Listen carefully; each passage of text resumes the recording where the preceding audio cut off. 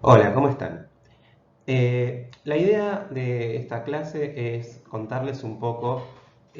para qué sirve y en qué consiste una evaluación neuropsicológica, y luego vamos a tener una segunda clase en la que vamos a ir viendo con mayor detalle las principales técnicas que se utilizan o los principales paradigmas que se utilizan para evaluar cada una de las funciones cognitivas, para que ustedes puedan tener una idea un poco más acabada y más profunda. Pero vamos a empezar por algunas cuestiones que, si bien son más generales, no por eso son más básicas, porque en el fondo estas cuestiones son las que van a terminar definiendo en gran medida el buen uso de la evaluación neuropsicológica, que muchas veces es utilizada con fines para los cuales no fue diseñada y en consecuencia no brinda los resultados que nosotros podríamos esperar que brindara. Básicamente, lo primero es la evaluación neuropsicológica. Es un proceso que se hace con un paciente que está dispuesto a colaborar y que trabaja dando lo mejor de sí mismo. Esto es algo importante porque en realidad nosotros vamos a utilizar las técnicas neuropsicológicas para poder ver con la mayor precisión posible cuáles son las capacidades del paciente en diferentes áreas, como puede ser la atención, la memoria, etcétera. Y para eso obviamente necesitamos un paciente colaborador. Esto hace que la idea de hacer una evaluación neuropsicológica en un paciente que quizás, como podría suceder en determinados cuadros clínicos, no comprende lo que se le pide o es completamente incapaz de comprometerse con una actividad por razones vinculadas con eh, dificultades conductuales, es bastante compleja y en general el tipo de evaluaciones que se prefieren en esos casos son evaluaciones de observación, evaluaciones a partir de escalas de comportamiento, evaluaciones psicométricas de algunos tipos, que son evaluaciones extremadamente útiles, pero que no entrarían dentro de lo que podemos considerar una evaluación neuropsicológica propiamente dicha. Obviamente, cuando hablamos de niños, no esperamos que el paciente sea una persona realmente del todo consciente de las implicancias de la evaluación, etcétera, porque eso sería bastante complejo en un paciente de 5, 6 o 7 años. Pero sí que a partir de un vínculo que se logra establecer entre el evaluador y el paciente y a través de diferentes formas de motivación, se tenga la idea, la seguridad de que estamos delante de alguien que está haciendo su mayor esfuerzo por lograr resolver las situaciones que le planteamos, y obviamente cuando lo notamos desganado, cansado, etcétera, podemos interrumpir y realizar la evaluación en otro momento. Muchas veces, por ejemplo, nos piden que hagamos evaluaciones neuropsicológicas de pacientes con autismo, y en ese caso, cuando el autismo es lo suficientemente leve como para permitir una mínima conexión con el entrevistador y la posibilidad de establecer algún sistema de refuerzos, no hay ningún problema. Pero si nos encontramos delante de un caso severo, sobre todo en niños muy pequeños, donde el niño no responde a consignas, en el fondo vamos a utilizar técnicas que están especialmente preparadas para este tipo de casos, pero que en realidad exceden lo que técnicamente sería una prueba neuropsicológica. Y esto es importante, obviamente, tenerlo en claro. ¿Cuáles son los objetivos de las evaluaciones neuropsicológicas en general? Por un lado, vamos a intentar verificar si hay algún daño en el funcionamiento cognitivo que pueda vincularse con alguna alteración del sistema nervioso central, que puede producirse por diferentes causas, causas vinculadas con accidentes, causas vinculadas con enfermedades, etc. Una vez que tenemos claro que hay alguna alteración, vamos a tratar de definir la magnitud de este daño, no en términos de qué tan grande ha sido la lesión en el cerebro, sino más bien de qué tan grande ha sido la implicancia de ese daño en el funcionamiento cognitivo de la persona. Otra cosa que nos interesa mucho es poder realizar algún tipo de predicción sobre cuál es la posibilidad de la persona de recuperarse. Cuando hablamos de niños pequeños, muchas veces esta frase de estilo de vida previo es inapropiada, pero sí podríamos pensar en hasta qué punto nuestras predicciones nos permiten creer que el paciente va a volver a un curso de desarrollo que lo va a ir acercando cada vez más a lo que sería el desarrollo neurotípico. Hasta qué punto podemos considerar estas alteraciones como una situación crónica o una situación que puede superarse.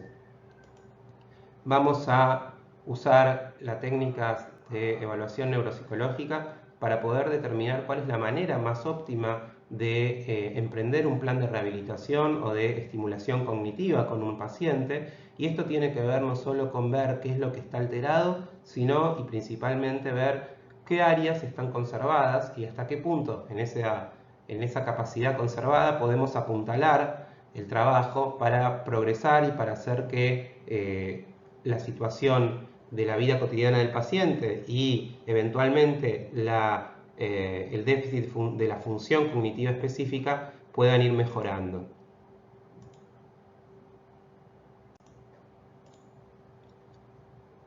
Vamos a también hacer hincapié en hasta qué punto podemos estar delante de una alteración que afecta la conducta del paciente en aspectos que habitualmente en la psicología asociamos a la personalidad, es decir, ciertas cuestiones que pueden tener que ver con la cognición social, con el control de impulsos, con la capacidad de resolución de problemas, pueden tener un impacto bastante grande sobre también cómo la persona se comporta en el medio social en el que se ve inmerso. Y estas cuestiones también, sobre todo si nos encontramos, por ejemplo, con un niño que sufrió un accidente de autos con algún daño cerebral o un niño que sufrió convulsiones severas y que a partir de allí aparentemente tuvo alguna clase de deterioro. Todas estas cuestiones nos van a ir dando datos sobre cuál sería la evolución esperable del paciente. También a veces las técnicas de neuropsicología nos permiten arribar a perfiles cognitivos que a su vez podemos correlacionar con diferentes tipos de diagnósticos, tanto neurológicos como psiquiátricos, en función de lo que ya sabemos de cuál es el desarrollo típico de estos cuadros. En este punto es importante considerar que la neuropsicología no se interesa por el diagnóstico psiquiátrico puntualmente en términos de la etiqueta diagnóstica, como podría ser el trastorno bipolar, la esquizofrenia, etc. Y obviamente las técnicas no están diseñadas para buscar síntomas de estas patologías. Pero también es cierto que a partir de un perfil neuropsicológico y en función de, por ejemplo, los conocimientos que tenemos sobre cuál es el perfil cognitivo típico de un paciente con esquizofrenia a determinada edad, podemos ayudar a la tarea del psiquiatra cuando se encuentra ante una decisión diagnóstica compleja o ante algún diagnóstico diferencial que por alguna razón esté especialmente enturbiado por algunas características que a veces tienen que ver con las comorbilidades o a veces pueden tener que ver con una coyuntura ambiental en la cual resulta difícil pesquisar a qué atribuir cada uno de los síntomas que se observan. Entonces, el rol en la evaluación diagnóstica de la neuropsicología es secundario y, si se quiere, es un auxiliar de dicha evaluación, pero cuando nos centramos en la evaluación neuropsicológica estamos pensando mucho más en establecer un perfil que nos permita un proceso de estimulación cognitiva adecuado que en encontrar una etiqueta diagnóstica que nos cierre para poder rotular una determinada patología. Y obviamente lo que veníamos hablando de poder organizar el programa de rehabilitación.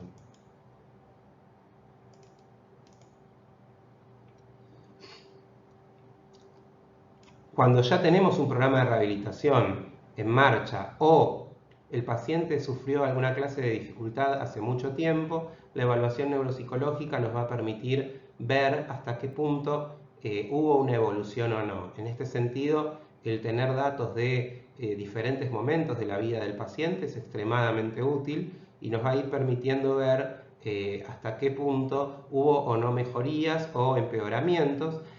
Siempre tengamos en cuenta que en el caso de los trastornos del neurodesarrollo, una manera de pensarlo es que la alteración en realidad vino dada desde el inicio de la vida, y en realidad lo que vamos a ir viendo es las diferentes formas en que el cerebro, a partir de su plasticidad, va a ir compensando y va a ir adaptándose para un funcionamiento lo más óptimo posible. Y en ese sentido, tener un perfil neuropsicológico de un niño con cualquier dificultad del desarrollo a los 4 o 5 años y luego poder ver cómo está a los 7 u 8 es obviamente un ejercicio muy interesante y que nos va a permitir comprender la magnitud o no del proceso de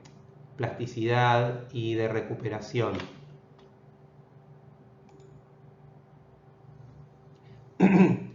Y finalmente vamos a tener las cuestiones forenses, en las cuales obviamente cuando por alguna razón es importante dar cuenta de lo que sucede a nivel de una instancia legal o alguna clase de instancia administrativa, poder ver hasta qué punto hay o no un deterioro en una determinada función o hasta qué punto hay una dificultad puntual en algún área es especialmente importante. Una de las cuestiones que en general suscitan alguna confusión es la diferenciación entre lo que sería un abordaje psicométrico y un abordaje neuropsicológico. En ese sentido, la neuropsicología se diferencia bastante de la psicometría, aunque obviamente se nutre de la psicometría. Cuando hablamos de psicometría hablamos de la comparación del rendimiento de una persona respecto a la población en la que o de la que forma parte. En ese sentido, vamos a tener un puntaje en las pruebas y luego vamos a poder buscar en una tabla si ese puntaje se aleja o no de la media poblacional. En neuropsicología hacemos esto también porque obviamente y sobre todo cuando hablamos de niños en desarrollo es muy importante contar con una referencia de qué es lo que sería esperable en cada momento de la vida, pero esa es solamente una pequeña parte y en realidad, como veíamos cuando vimos la primera clase de todo el año, cuando hablábamos de las diferentes escuelas neuropsicológicas, una de las cuestiones que se le ha dado mayor importancia en la neuropsicología es al estudio del caso, a la visión neuropsicológica que hace hincapié en la forma en que los síntomas se presentan independientemente de la cantidad de aciertos o errores. En ese sentido, yo puedo tener un determinado perfil de errores que me resulta específicamente característico de diferentes dificultades. Y a eso nos referimos cuando hablamos aquí de signos patognomónicos. Es decir, por ejemplo, hablando de neuropsicología clásica, uno puede pensar que determinado tipo de alteraciones del lenguaje, por ejemplo, las parafasias semánticas, donde una persona confunde una palabra por otras del mismo campo semántico, son características de un tipo de afasia. Y no es tan importante para el diagnóstico la cantidad de errores, sino la presencia sistemática de un mismo tipo de errores. Y esto es algo que cuando lo pensamos desde el punto de vista del trabajo con niños es muy importante también, porque nosotros podemos tener como un dato inicial y como algo que nos resulta de bastante relevancia la idea de que hay alguna clase de alteración respecto a lo que sería un rendimiento esperable para la edad del paciente, pero claramente eso no nos va a decir por dónde pasa el problema y qué tenemos que hacer para que el problema mejore. Pensemos, por ejemplo, en una prueba de matemática. Podemos ver que el niño sistemáticamente tiene calificaciones en matemática mucho más bajas que las de sus compañeros, pero hasta que empezamos a analizar el cuaderno y vemos qué tipo de errores tiene, si es que no comprende los procedimientos, si es que comete errores a la hora de realizar algunos procedimientos y en realidad confunde un signo con otro, o si, por ejemplo, tiene problemas para entender directamente el concepto de cantidad. Hasta que no hayamos hecho eso no vamos a tener idea de qué manera podemos mejorar el rendimiento académico del niño. Las pruebas neuropsicológicas, en consecuencia, van a venir pensadas para darnos a nivel cuantitativo no solamente puntajes totales, sino diferentes tipos de puntajes que nos van a permitir conocer de la mejor manera posible en qué tipo de error estamos incurriendo o está incurriendo el paciente. Y al mismo tiempo, y al margen de la calificación numérica, gran parte del trabajo del neuropsicólogo es el análisis de el tipo de error o de acierto de forma cualitativa a partir de la observación directa y el análisis de las respuestas del paciente. Veamos un ejemplo. Este es el test auditivo verbal de Rey. Imaginémonos aquí, les voy a contar un poco cuál es la consigna aquí, es un test de memoria. Yo le voy a leer al paciente estas 15 palabras y luego le voy a pedir que me las repita una vez, luego se las voy a leer de nuevo y me las va a repetir otra vez, y así hasta llegar a 5 veces. Y luego le voy a leer una lista de palabras diferentes que llamamos lista de interferencia, y luego le voy a pedir que me diga una vez qué palabras le acabo de decir. Esa va a ser la lista B. Una vez que haya hecho eso, voy a tener una última vez en la que le voy a pedir que me diga la lista A. A esta lista la vamos a considerar lista de palabras post-interferencia, es decir, cuántas palabras de la lista original le quedaron en la cabeza a la persona después de haber tenido que recordar una lista distinta que va a ser la lista de interferencia. Y finalmente, 20 minutos después, voy a tener un puntaje que voy a obtener pidiéndole al paciente que recuerde 20 minutos más tarde toda esta lista A original. ¿Sí? Entonces, pensemos lo siguiente. Yo puedo tener un puntaje total, que es la suma de A1, A2, A3, A4, A5. Acá, un puntaje total de 20. Ese puntaje puede estar dado porque el paciente recordó 4 palabras de cada uno de estos 5 de estas 5 intentos. Entonces tenemos que el paciente por ahí recordó, vamos a hacer la cosa muy simple intencionalmente, las primeras 4 palabras, ¿sí? Entonces siempre recordó tambor, cortina, campana y café. Eso nos va a estar diciendo, en principio, que el paciente no tuvo una capacidad de aprendizaje, no fue mejorando su rendimiento a partir de los intentos. Y eso va a hacer que este 20 yo lo interprete de una manera muy diferente, así yo tengo que el paciente recordó solamente tambor en la primera vez, tambor y cortina y campana, vamos a poner en la segunda vez, que luego recordó todas estas hasta llegar a Luna,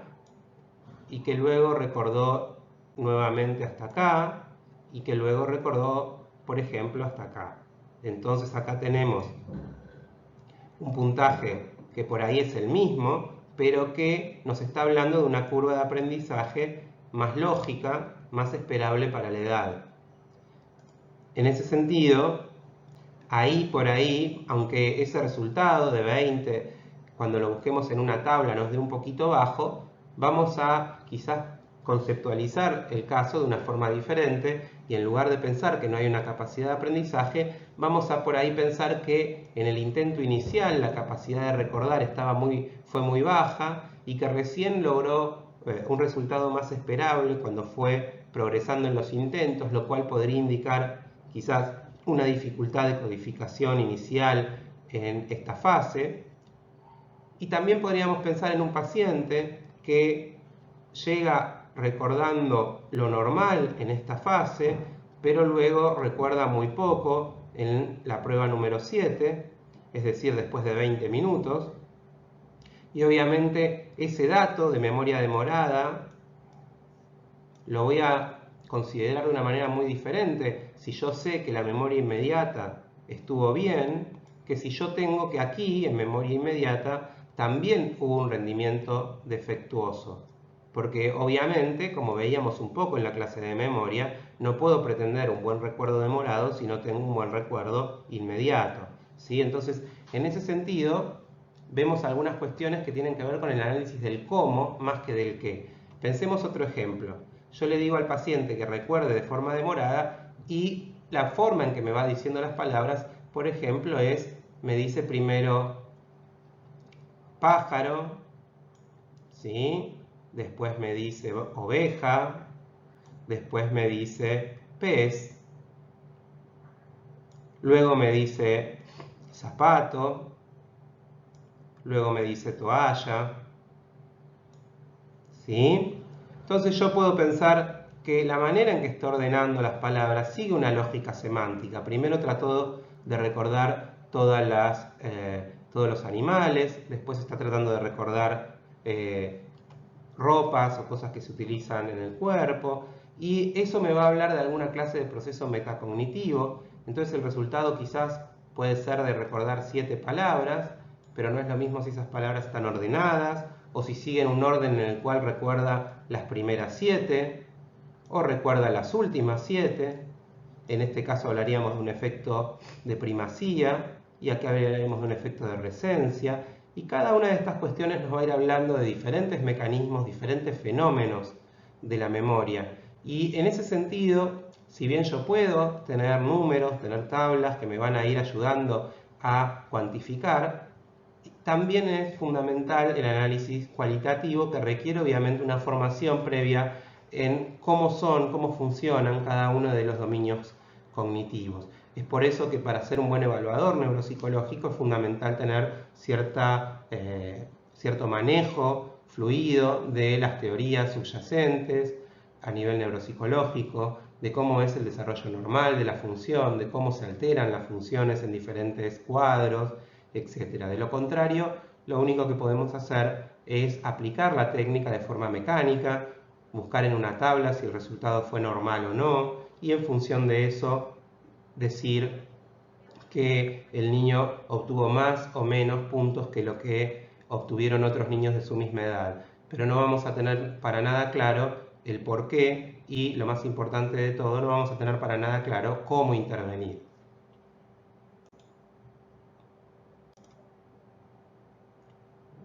Como veíamos un poco, la neuropsicología aplicada va a utilizar la evaluación para ver qué tratamiento elegir, cuáles son los efectos posibles de un tratamiento y cuáles son el diferente progreso que puede tener cada uno de los pacientes. Vamos a tener evaluaciones en general completas que van a abarcar cada uno de los dominios cognitivos, aunque siempre vamos a elegir las pruebas con mayor o menor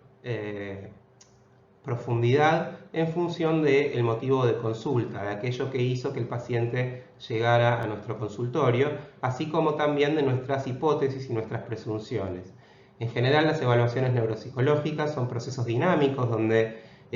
los resultados de algunas pruebas van haciendo que el evaluador elija cuáles son las pruebas que siguen, y en realidad termina la prueba cuando el evaluador ya no tiene ninguna duda sobre cuáles son las causas o las posibles hipótesis que mejor explican las dificultades del paciente. Y en la medida en que carece todavía de una verificación de la hipótesis, lo más probable es que continúe profundizando y avanzando. Así es que la duración también de una evaluación neuropsicológica tiene cierta variabilidad, aunque es cierto que nosotros estamos ya acostumbrados a, en función de cuál es el motivo de consulta, estimar con bastante precisión qué pruebas van a ser necesarias y cuánto tiempo nos van a llevar. Básicamente, las evaluaciones que realizan los neuropsicólogos infantiles pueden tener diferentes características.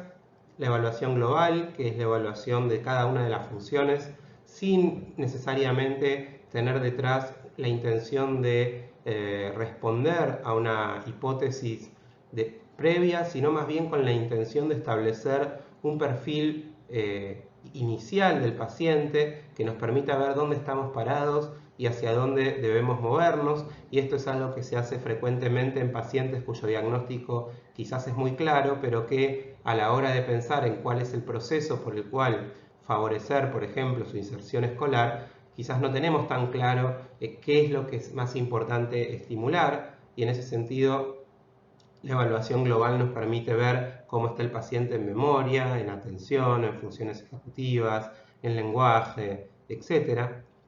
Otra evaluación que no es estrictamente neuropsicológica, pero que muchas veces hacemos, es la evaluación adaptativa e intelectual para poder ver si está presente o no una discapacidad intelectual. En este sentido, insisto, esto no es una evaluación neuropsicológica, pero obviamente es un tipo de evaluación que podemos nosotros desde la neuropsicología realizar y probablemente encontrar cierto tipo de análisis de los datos un poco más rico que el que haríamos simplemente desde un punto de vista psicométrico. Una evaluación muy importante es la evaluación pre y postquirúrgica, en la cual lo que vamos a intentar hacer es tener justamente un registro inicial del estado cognitivo del paciente para luego poder, una vez que el paciente fue sometido a una cirugía en función de alguna clase de problemática que requería una intervención sobre el cerebro, poder ver hasta qué punto la cirugía alteró o no el funcionamiento cognitivo en cada una de las funciones. Por esto es que las evaluaciones pre y postquirúrgicas son de las más completas que se hacen. Se trata de no dejar nada al azar y de evaluar con detalle cada una de las áreas involucradas, y en ese sentido son evaluaciones bastante extensas en duración. Otro tipo de evaluación son las que denominamos de dominio específico, que es cuando a raíz de alguna duda puntual que puede tener un médico, neurólogo o puede tener cualquier profesional, se requiere evaluar una función cognitiva como la memoria, la atención, etc. Este tipo de evaluaciones son muy útiles para quizás responder una pregunta puntual, pero obviamente no nos sirven para comprender quizás la globalidad del paciente y por dónde intervenir, porque estamos teniendo un dato que no sabemos cómo cotejar con el resto del funcionamiento. Obviamente no es lo mismo una capacidad de memoria con alguna alteración cuando asimismo tenemos un deterioro en casi todas las funciones cognitivas, que un deterioro en la memoria en un paciente que tiene quizás alguna otra área que directamente es excepcional en su rendimiento, etc. Y también evaluamos a los niños para ver si la medicación que están tomando, en el caso de que fuera una medicación destinada a mejorar el desempeño cognitivo, está surtiendo algún efecto, pero también cuando la medicación debe administrarse, por ejemplo, para controlar una epilepsia, muchas veces la evaluación de impacto farmacológico nos permite ver hasta qué punto la medicación puede estar generando mayor compromiso en los problemas de atención o en los problemas que el paciente puede manifestar en memoria, etc. Entonces, siempre que tenemos la posibilidad de hacer una evaluación antes de iniciar un tratamiento farmacológico, luego hacemos una evaluación posterior y tenemos esa posibilidad de ver hasta qué punto hay alguna clase de responsabilidad en alguna situación cognitiva de la farmacoterapia que se está llevando a cabo, y que obviamente muchas veces no hay más remedio que llevar a cabo porque las causas por las cuales se está utilizando son muy importantes, como por ejemplo en el caso de la epilepsia, o podríamos pensar también en un paciente con algún trastorno que requiere una medicación antipsicótica, y obviamente nadie va a pensar que es mejor que el paciente tenga delirios o alucinaciones, etc. Pero es bueno poder ver hasta qué punto la medicación en el fondo es responsable de alguna cuestión, porque eso también nos permite diferenciar, por ejemplo, en el caso de la esquizofrenia, si un determinado síntoma cognitivo puede atribuirse al proceso patológico propio de la esquizofrenia o hay que atribuirlo al efecto secundario de las medicaciones. Veamos un poquito algunos indicadores que nos van a resultar útiles sobre cuándo evaluar y qué cosas evaluar. Estas cuestiones obviamente son muy generales y están sujetas a numerosas posibles adendas, pero a grandes rasgos podemos pensar en que a cualquier edad es bueno evaluar a una persona si sospechamos que puede haber una discapacidad intelectual o percibimos la posibilidad de que haya alguna alteración cognitiva. a raíz de algo, que puede ser un fármaco, puede ser una lesión o también puede ser una alteración fisiológica a partir de quizás alteraciones en el sueño. Específicamente en niños de 2 a 4 años, las principales razones para realizar una consulta suelen ser las demoras en la adquisición del lenguaje y los problemas motores. En ese sentido, si bien la evaluación del lenguaje puede ser realizada de forma exclusiva a través de una evaluación neurolingüística, tener una evaluación lo más completa que la edad permite es muy útil, porque en la medida en que podemos cotejar el rendimiento del paciente en diferentes funciones del lenguaje con el rendimiento del paciente en otras cuestiones como pueden ser la memoria o la atención o la motricidad, etc., vamos a ir pudiendo ver hasta qué punto estamos frente a una dificultad puntual del lenguaje o a un déficit más generalizado.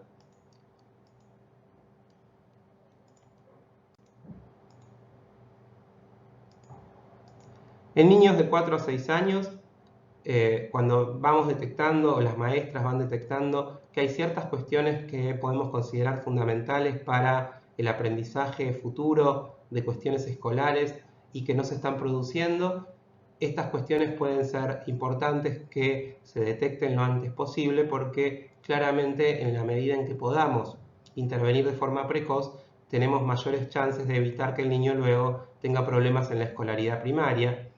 También suele ser un momento en el cual el diagnóstico del trastorno por déficit de atención e hiperactividad tiene cierta complejidad, porque obviamente las conductas propias de un chico de entre 4 y 6 años pueden a veces confundirse con cuestiones más propias del trastorno, y en ese sentido poder tener una evaluación neuropsicológica muchas veces actúa como un auxiliar para ese diagnóstico, al poder identificar, por ejemplo, cuál es la capacidad real del paciente para prestar atención o la capacidad real del paciente para controlar sus impulsos, independientemente de que estén metidos en el medio factores vinculados con problemas de conducta, conductas desafiantes, etc. Esto mismo que decimos respecto al déficit de atención, podemos decirlo también respecto a otros cuadros psiquiátricos que quizás en esta edad son muy difíciles de ver con certeza. En niños en edad escolar vamos a hacer hincapié en evaluar a todos aquellos que tengan alguna clase de demora en el aprendizaje. Realmente yo creo que independientemente de que se pueden utilizar solamente técnicas psicopedagógicas, en cualquier caso de un niño que tiene un aprendizaje que está presentando dificultades, la riqueza de una evaluación neuropsicológica para poder planificar el tratamiento es realmente insustituible. Obviamente también, aunque no necesitemos la evaluación para saber que el niño tiene problemas de hiperactividad o problemas de inatención, el perfil cognitivo nos va a permitir decir cuán severos son y hasta qué punto están aislados de otro tipo de problemas, o si hay algún otro tipo de problemas que son subyacentes de forma conjunta y que son comorbilidades. Y obviamente si tenemos dudas respecto a funciones específicas como la memoria o la atención, etc., y queremos ver hasta qué punto podemos pensar que hay alguna alteración en estas áreas. En niños ya entrando en la adolescencia, nuevamente cuestiones de rendimiento académico van a ser importantes, quejas que tenga el paciente sobre la comprensión de textos o problemas de memoria, las cuestiones vinculadas con el déficit de atención, cuestiones vinculadas con la medicación y cualquier cuestión vinculada con las funciones ejecutivas, que obviamente ya a esta altura deberíamos tener bastante más desarrolladas, y por lo tanto cuando encontramos problemas de planificación y organización en la adolescencia, la pregunta sobre si estas dificultades son significativas o no es muy pertinente. Quizás esto mismo en edades más tempranas siempre va a rozar un poquito más con las cuestiones vinculadas con lo que es el desarrollo normal de las funciones ejecutivas, que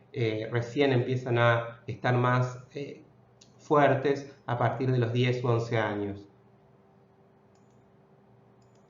Y obviamente en adultos jóvenes que es la última etapa con la que vamos a cerrar esta parte, porque obviamente nos interesa la neuropsicología infanto-juvenil. Muchas veces encontramos la evaluación neuropsicológica como algo muy importante cuando el adulto joven refiere que tuvo muchos problemas para terminar la secundaria o le parece que antes tenía mejores capacidades que ahora y que está teniendo alguna clase de dificultad novedosa a nivel cognitivo, así como también cuando lo que nos cuenta el